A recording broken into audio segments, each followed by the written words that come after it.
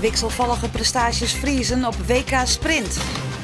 Sportclub Heerenveen vol vertrouwen naar Vitesse. En kickboxgala spectaculair evenement. Dit is de sport van Mandy 30 januari.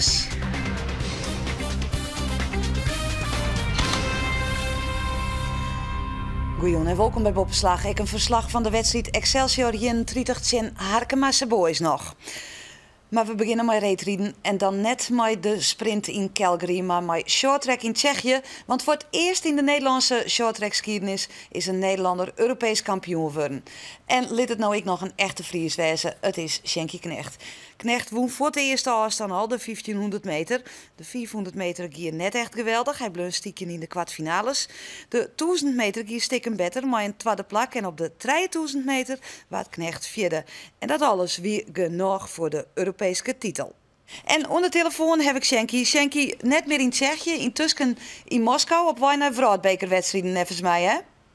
Ja, inderdaad. Ik ben nu in Moskou. Ik ben krijg aangekomen. Ik ben nog krijg in Hoorken, dus... Dus echt tijd om feest te vieren, is net aan? Nou, inderdaad. Het seizoen niet gewoon pro, dus... ja, we hebben Jan wel een beetje feest vieren, maar we moeten rustig aan niet. Ja. Dat Europees kampioenschap van die, wie het voor die zelfs een verrassing of wie leidt voor die volslijn in de lijn van de verwachtings? Nou, het is net een hele grote verrassing, maar ik wil wel echt mijn doel zijn om daar net weer te doen. Dus dat waren. Er moest net meer treden worden, maar die gouden medaille, dat hierst ik echt verwachten, dat wie het oors hier teleurstelt west? Nou ja, eigenlijk wel ja. Ik heb er wel echt in om te winnen en zeker op een lange afstand. Dus ja, ik ben wel zeer tevreden door. Ja, dan die 1500 meter, dat wie natuurlijk een pikstart.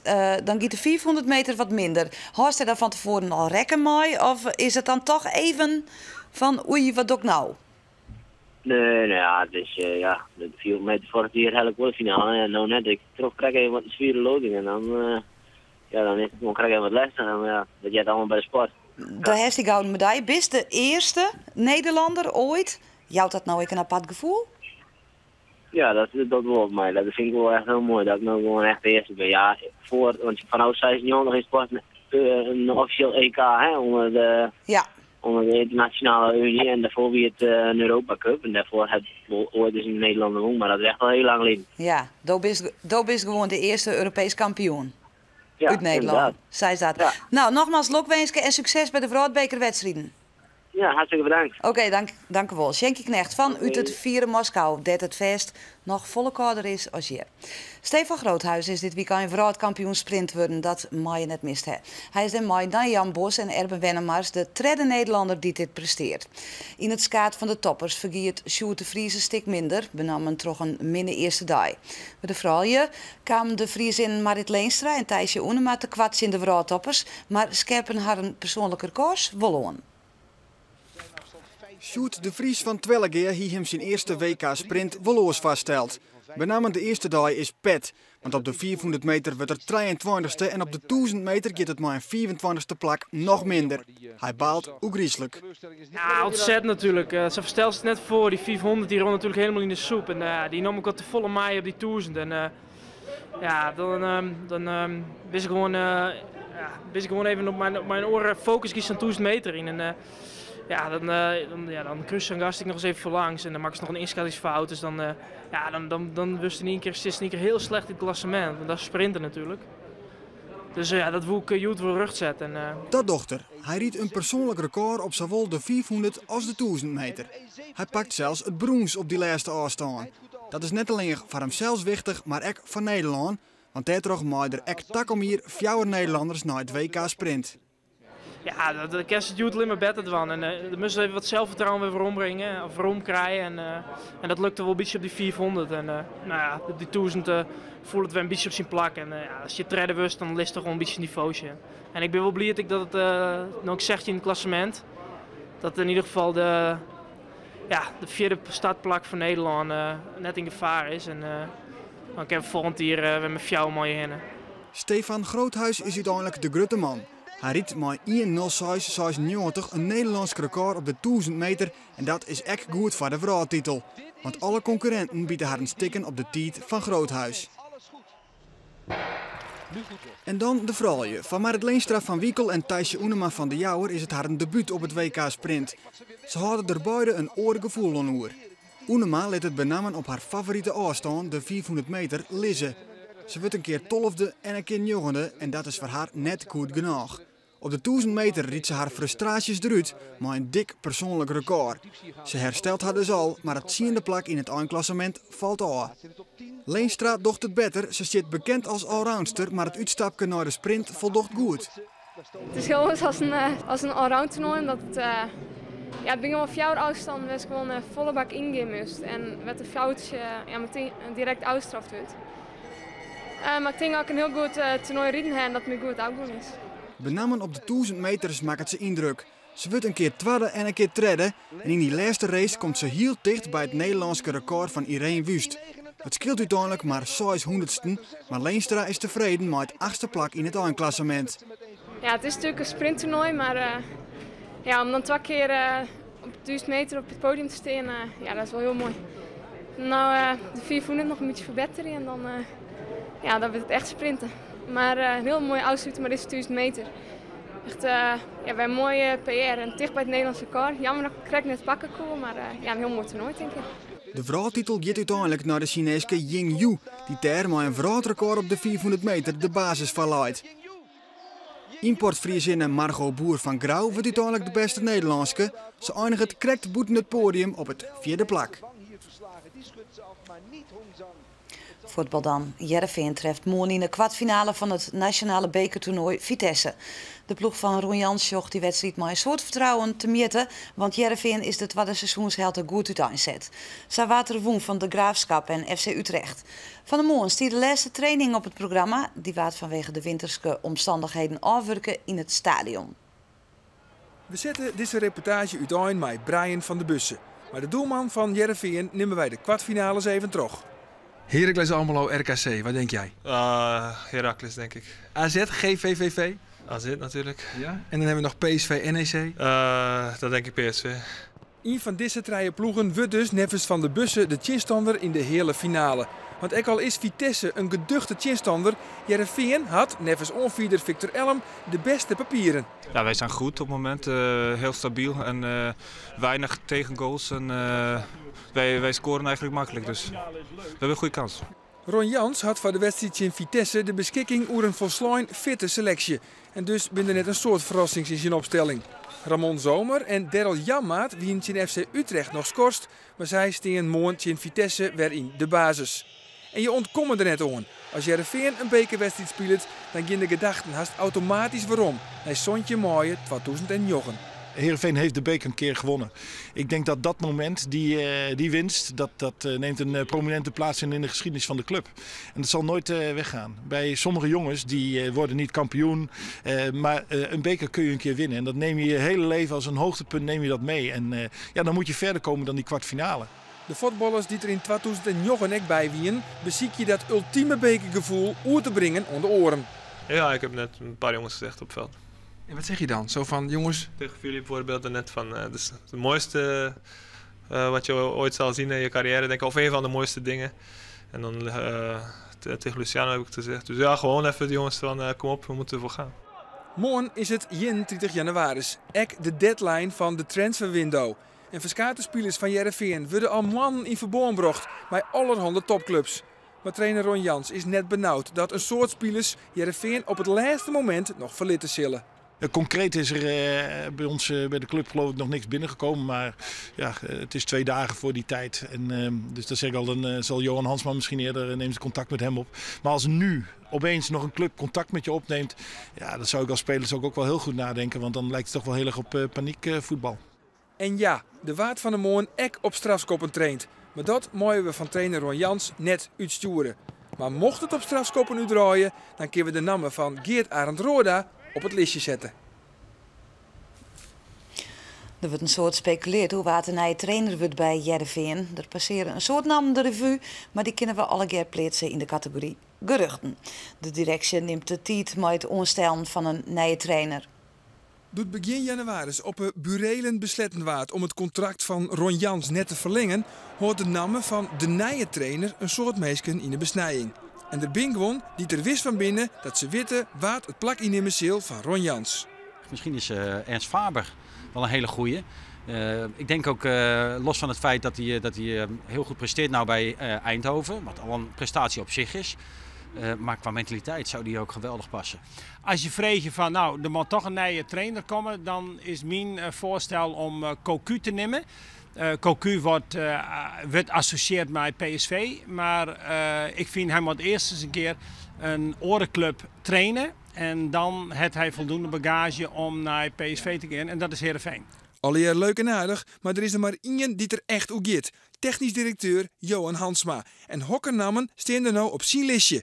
Is het Art Langeler van FC Zwolle, Philip Cocu, Ernest Faber, Alex Pastoor, Adrie Koster. Het binnen de bekende namen. Maar de man die het weet, Johan Hansma, hoort hem op een vlakte. We gaan een trainer zoeken die naar onze ogen het beste past bij de profielschets. En waar wij een goed gevoel mee hebben om de komende jaren mee te gaan werken. Foppe de Haan had mij Johan Hansma en Riemer van der Velde 1 keer in een mannen oerlis. En ik dan gaat het oer de opvolger van Ron Jans. De Haan bevestigt dat Art Langeler en Alex Pastoor op het listje staan. Maar zien absolute vakkaar gaat uit naar een orde bekende. Stel nou dat Gert-Jan vrij weer, hè? Dan zou Gert-Jan die zou je fantastisch passen. Voorzitter Robert Veenstra bracht het nijs in de vroot dat er 2 kampen binnen sportclub Heerenveen. Aan de ene kant Riemer van der Velde en Foppe de Haan en 13 uur het kamp van de judoistige directie. De eerste plek ben er volgens mij helemaal geen kampen, althans ik had het gevoel net. Toevallig had Riemer met de juiste bellen uit Curaçao. Nou ja, die vond het heel vervelend. Wij praten met Johan over voetbal en over alles wat de club onbelangrijk. En wij zijn dus adviseurs. Nou, en Johan komt met een reisje namen. En dan zitten wij van, nou dat ligt dus wat of ligt dus net. Dat is de gang van zaken. Nou, en op dat lijstje stond Lange Rick en daar hebben we erover gefilosofeerd. Maar net in de zin van, wij vinden dat helemaal net. De jongen, je besluiten, wij net. Maar misschien had je met advies doen om vooral met Art Langeler in zee te gaan. Nee, hebben we net niet in. Technisch directeur Johan Hansma neemt zijn tijd en ziet het terug naar de ideale kandidaat. En dus gaat het speculeren nog wel even terug. Ik ben de oudere en wijzere broer. Dus het voorgaande kun je op trokrassen. Cambuur wacht het nog heel niet op de eerste oefenwinning van 2012. Ik vreed wisten de Leeuwters net te winnen uit bij FC Os. Cambuur begon goed in als maar de uitval van Martijn Barto.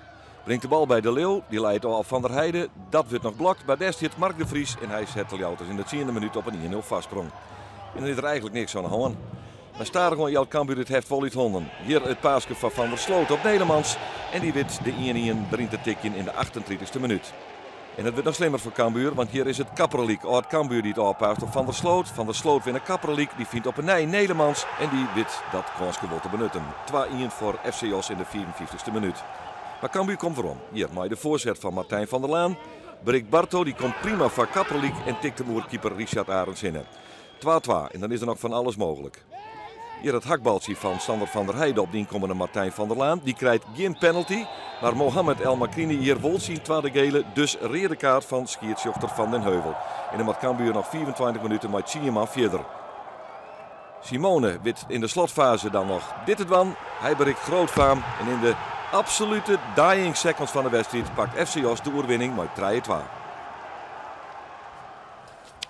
En dan de topklasse. Harkemasse Boys spelen sneu in de eerste competitiewedstrijd na de winterstop. In het Twentse reizen wie Excelsior in 30 de zinstander. Excelsior is een middenmotor met 27 punten. Harkemasse Boys die tredjende met 12 punten. De ploeg van Robert Herder hier dan ik alle belang bij een goed resultaat. Harkemasse Boys speelt in het blauw. Eind augustus won Excelsior in Harkema met 2-1. En de Harkieten wisten ons nu in 8 duels nog maar 1 punt te pakken. Dinsdag komt de Liekwols onvallende versterking op een bosk. Ja, Romano Denneboom. Klopt. Nou ja, ik hoop dat dat een versterking is voor u. Had een naam, is fit. Dus ik hoop dat we hem gebruiken kunnen om zo snel mogelijk zelf veilig te spelen. Maar ja, als je elke keer een finale speelt, dan leidt er ontzettend veel druk op. Reinder Slager die hekt het in de warming-up. Oh, mijn blessure. En die wordt vervangen door Roelof de Jong. En het is Excelsior dat via Gerald ten Hove de peel rekt. Harkemasse Boys. Roel van der Meulen, 37e minuut. Die stuurt Leslie Vellinger voort. En die stuit het op een keeper. Ja, dat was eigenlijk het gevaarlijkste moment van de boys in de eerste helte. En in de tweede helte, dan is het Excelsior wat de druk opviert. De peel. Maurice Bartels, maar hij slacht de bal met de hoorn en net met de holle. En dat is een gele print. Dan een offensief. Marcel Pannenkoek krijgt er mooi weer om. En sinds kort is een makkelijke prooi. Voor Excelsior wordt dan hoop je mij op meer. En Harkemasse Boys stiert knap te verdedigen hier. Koos Werkman er prima tussen op deze actie van Nigel Michels. De wedstrijd, ja, die vregen eens om een goal. Maar beide ploegen die hebben het dreig om te scoren. Mooie paas. En het schot op een lotte van Oebeles Kokker. Prachtig moment in de wedstrijd. Roel van der Meulen zocht Oebeles Kokker tussen twee man. En die had dan het gelok net mee. En zo blijft het maar 0-0. En het leek dus een doelpuntlees leekspel te worden. En de overtreding en dus de vrije trap voor de boys in de zon. 30 minuten van de tweede helft. Oebeles Kokker vindt Koos Werkman en dan toch nog de redding. Ja, het is voor de boys ook even wennen. Ze spelen voor het eerst in een 4-4-2 systeem. Maar ze blijven in elk geval defensief behoorlijk oranje. Maar onvallend, dan moet er toch wat barren. De counter in de 89e minuut van Excelsior. En zal het dan toch nog weer misgaan voor de boys. En dan gaat de vlaggen gelukkig omheen. Is het boetenspul. Goed jongen van die laatste linie. En dan is er misschien nog wel kans op meer. Vrije trap, Harkemasse Boys. En dan schreeuwen we wel de laatste minuut van de wedstrijd. En dan is het zaak die bal in bezit te krijgen. En dat slag het hier. Oebeles Kokker. Oebeles Kokker houdt die bal binnen, maakt even weer om. En sjoegt dan Roer van der Meulen. En die krijgt de bal daar. Roer van der Meulen. En dan is het Van Bunderen die de treffer maakt. 90ste minuut van de wedstrijd. Invaller Rob van Bunderen. Het is zijn eerste balcontact op deze paas van Roer van der Meulen. En dan had de boys haar eerste uitoerwinning binnen van dit nieuwe seizoen. Harkemasse Boys wint in Rijssen met 0-1.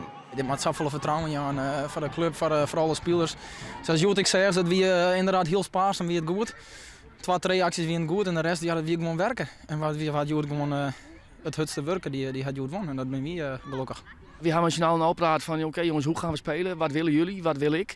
En nou ja, toen hebben we zijn van oké, we spelen compacter, we gaan met 2 spitsen spelen. En daar moet de uitvoering ook goed wezen, want de jongens zijn er zelf ook achter. En dat is het pluspunt, dat we Joert, die hebben wat we moesten doen en wat we willen. Nou, en nou dat 3 punten oplevert, ja, dat is hartstikke mooi.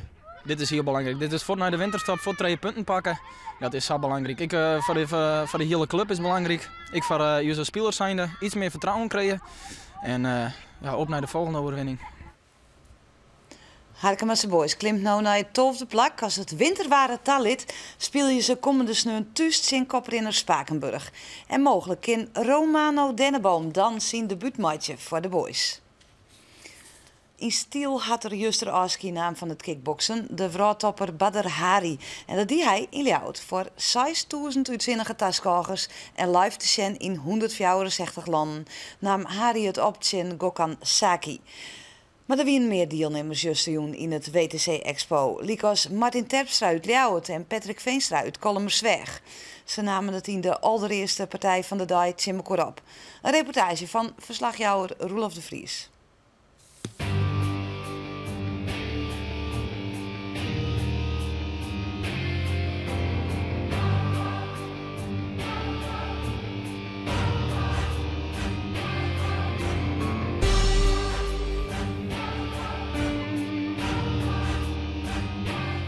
Toch een van de, vind ik tenminste, van de 3 noordelijke provincies, is hij toch een van de beste jongens, zwaargewichten nu momenteel. Martin heeft de potentie om de top te bereiken. Dit is mijn hechtpunt. Tot nu toe is dit mijn hechtpunt, ja. Ik ga er alles om neer. Alles ga ik erom neer. Ja, de druk ligt bij hem en wij vangen die druk gewoon op. Hij verkoopt zijn huis heel duur. Dat hij heel atletisch en snel is voor zijn lichaamsbouw. Je sterk punt met boksen. Tegen boksen. gewoon in die ronde binnen. Bijzonder goed gevoel. Bijzonder mooie dag, bijzonder mooi evenement. Alles klopt, geweldig. Tuurlijk is het hard. Maar dan niet alleen in de ring.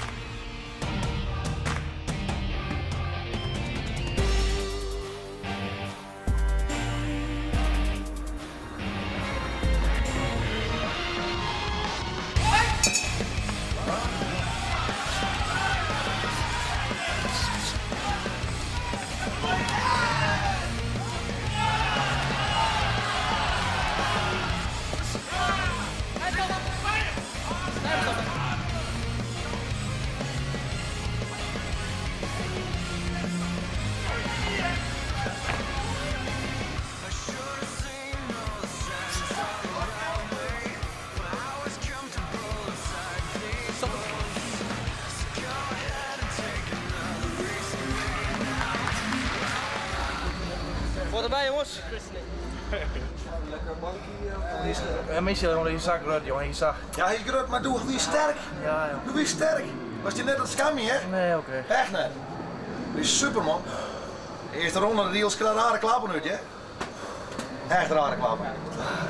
Die snelheid, weet je dat, jongen? Die snelheid wordt er net invoeren in, jongens. Ja, goed. Nee, maar dat is dat even. Ja, niks. Het is goed, hè? Hey. Goed, man. Super ding, man. Komt er nog, hè? Ja? Komt er nog net? Ja. Oké, echt steeds. Ja, dat kan. Word je net als scammy, vriendje? Echt net. Is hier de vreugde? Voelt dit als een overwinning? Allemaal. Ja.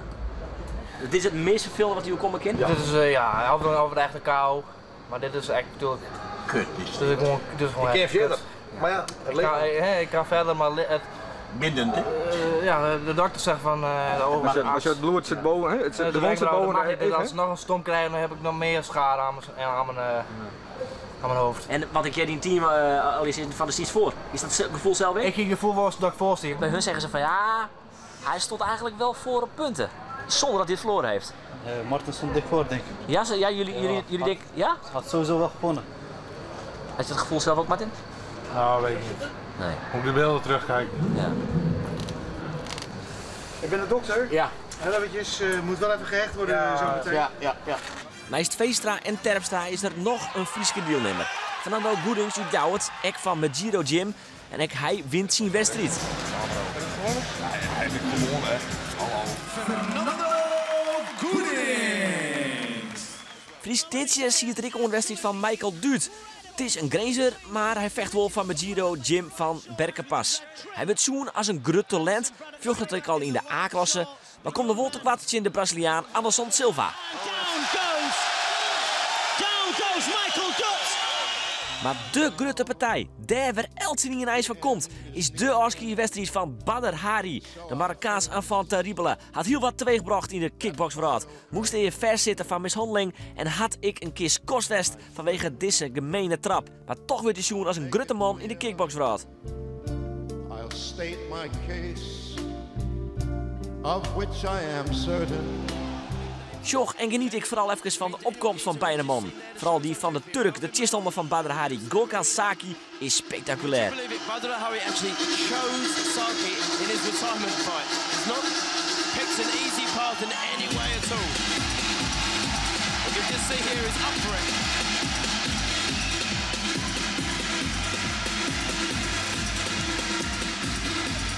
Here's a man who loves to fight. And let me tell you, this is going to be exciting. Listen, you know I'm excited. You know I'm excited, Paul. But this is why. Showtime. Kieran. Here we go. En het wordt een Oscar in stijl van Badr Hari. Hij wint de partij op knockout. I've never known an atmosphere like this, Kieran. Never. Never. Even at the Epstein with his... There you go. Wow. The monstrous shot. Badr Hari KO's. He's not getting up. Een spektakel dat wiert, een kickboxgala. Net sinds alle kritiek sluit de organisatie net uit dat het evenement ooit weer rondkomt in Ljouwert. Tja, ons vierde sport in Boppenslag. Toen zie dan biffen we er weer met het Boppenslag Café. Dan zien we het haar over ijshockey in Friesland. En man die vanzelfs weer een reguliere Boppenslag. Nou dadelijk skiën naar het Nijse Joet. Een heel noffelijk joent aan wensen. Doeg!